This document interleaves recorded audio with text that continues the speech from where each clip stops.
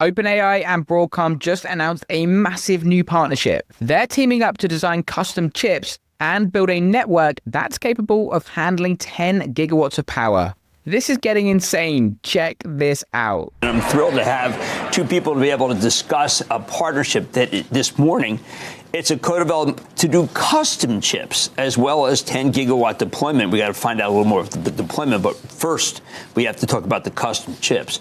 Joining us now first on CNBC is OpenAI co-founder and president Greg Brockman. Spoke with him last week, and Broadcom president Charlie Callis. Charlie's going to be able to speak to a lot of the stuff that we know Hock Tan to be able to speak to, and I think that this is in particular his bailiwick. I want to start immediately by going to you, Greg. You've announced big deals with AMD. You announced a very big deal with Nvidia. Why do you need still one more deal? Well, first of all, thanks for having me back. The way I'd think about this is we need way more compute power than we are still on trajectory to build. And so I think that there's a whole industry that still needs to be created in terms of how to have both the power and the computational power available to power the AI revolution that we see coming.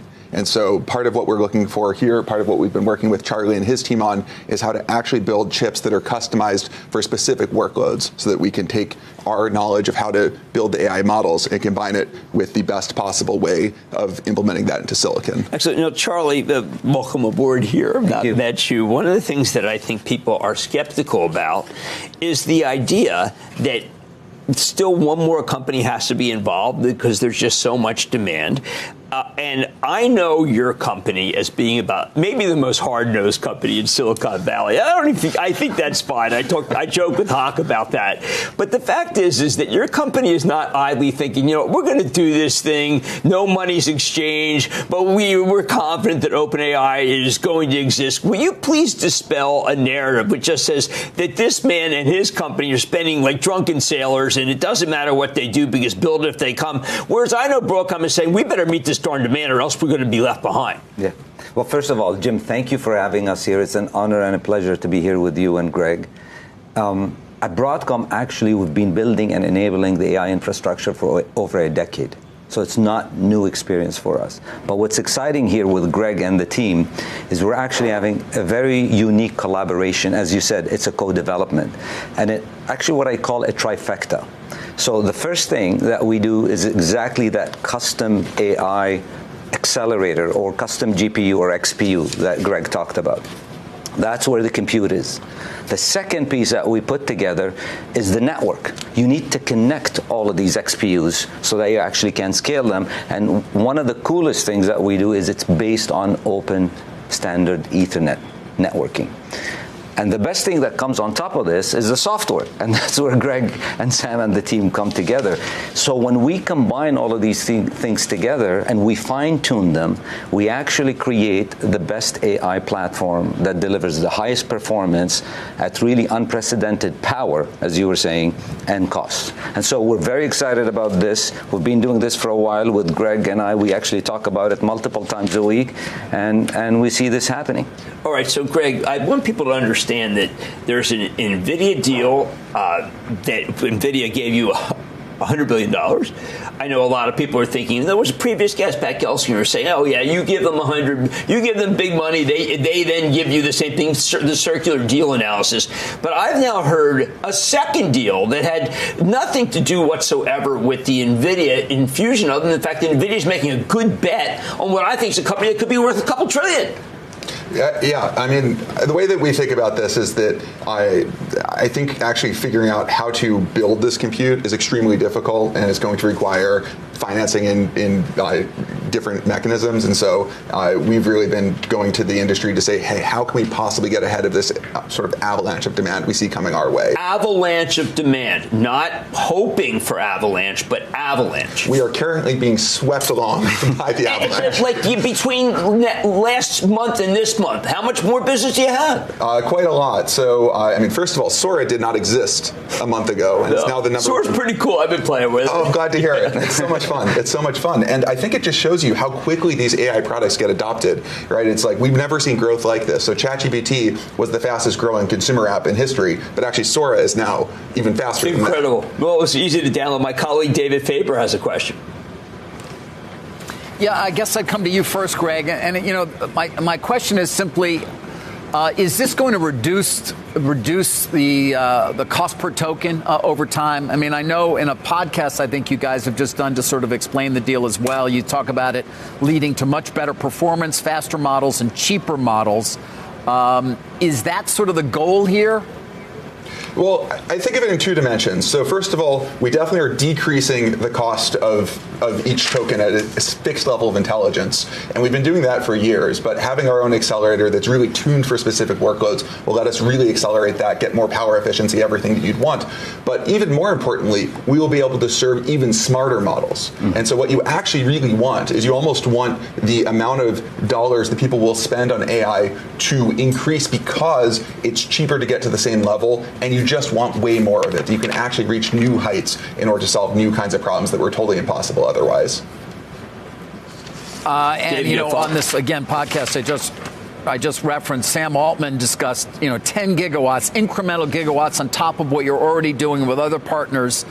It's a gigantic amount of capacity. Is it going to be there for you? I always wonder on the power side of this in particular, given that's how you actually describe the size of these efforts, will it be there for you? And can you just put in perspective what we're talking about for our viewers in terms of the time and effort that will take? Well, the way to think about this is I think we are embarking on the largest infrastructure build in history. Right. I think that the kind of infrastructure that everyone is building, it really makes programs like the Apollo program almost small in comparison, which is a really wild statement, but it makes sense because the economic return is there, because this is really going to be the underpinning of our future economy and is already showing the promise and benefit to people's lives. OpenAI has signed a co-development deal with Broadcom to create custom AI chips and a massive new data network using Open Ethernet standards. That means they're not locked into closed systems anymore. OpenAI co-founder Greg Brockman has explained why. The demand for AI compute is exploding. It's growing faster than anyone seems to be able to build it. Even with Nvidia and AMD chips, it's not enough. OpenAI needs hardware built for their workloads, tuned for efficiency, which is then cheaper per task. Broadcom explained how this partnership will work. Step 1 is to design custom accelerated chips made for AI training and inference. Step 2 is to link them through Broadcom's Ethernet network. And lastly, layer OpenAI's own software on top. That combination gives them speed, scale, and control, all while keeping costs lower and avoiding bottlenecks. What I think makes this an important announcement is what it says about where AI is going.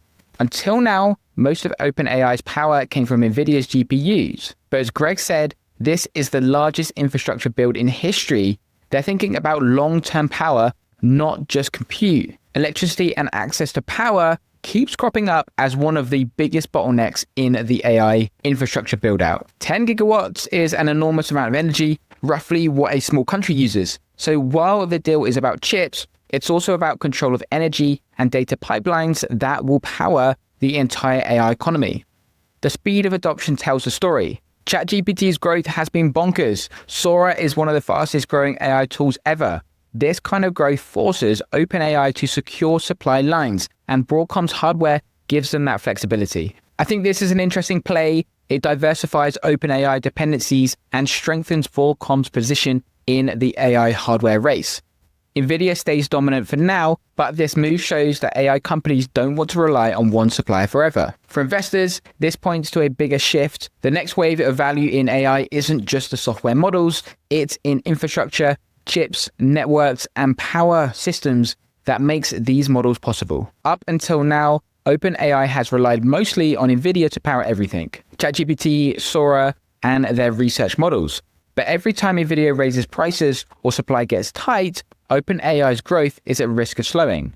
That's the danger of depending on one company for the brains of your entire operation. OpenAI is building its own foundation, hardware that fits their models perfectly, not hardware built for everyone else. It's like switching from renting services to owning the power plant. I think this shift could be huge for OpenAI. One of the interesting parts is what this signals for the wider market. Nvidia still dominates, but this shows other players are starting to build their own ecosystems. Competition could keep innovation and pricing in check. I think overall this is great for the AI market and shows we have a booming ecosystem forming. If you found this video of any value, why not consider hitting subscribe? Cheers.